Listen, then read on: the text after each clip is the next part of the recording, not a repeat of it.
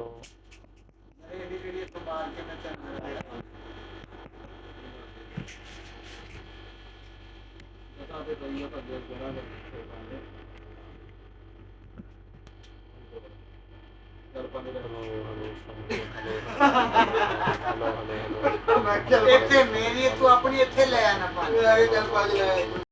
की कहानी है अफ्रीका में चल रहे रंगभेद से लड़ने वाले दो एक्टिविस्ट के बारे में।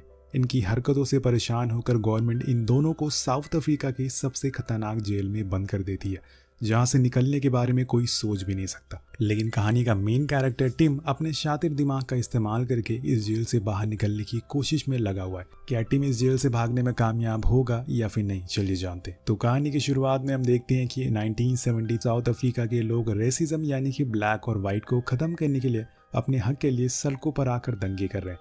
ये लोग अपनी आज़ादी के लिए बहुत सालों से लड़ रहे थे और जब सरकार ने इनकी बातें मानने से इनकार कर दिया तो ये लोग सड़कों पर उतर आए। और इसी समय अफ्रीका में लोगों के हक के लिए आवाज़ उठाने वाली एक ऑर्गेनाइजेशन बनी थी जिसका नाम था ANC यानी कि अफ्रीकन नेशनल कांग्रेस।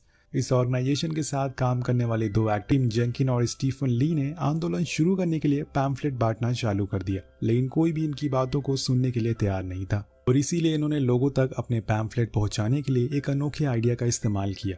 ये शहर की अलग अलग जगहों पर पैम्फलेट को बैग में भर कर रख देते थे और इन पैम्फलेट के नीचे एक बॉम्ब मशीन को टाइमर सेट कर देते थे। बैग रखने के बाद स्टीफन टिम को यहाँ से निकलने के लिए कहता है, लेकिन टिम ये तमाशा देखना चाहता है, वो भी अपनी आंखों से, इसलिए वो वहीं रुकता है। अब बॉम्ब के फटने पर पैम्फलेट हवा में उड़ने लगते हैं और सभी लोग इन्हें पढ़ने लग जाते हैं।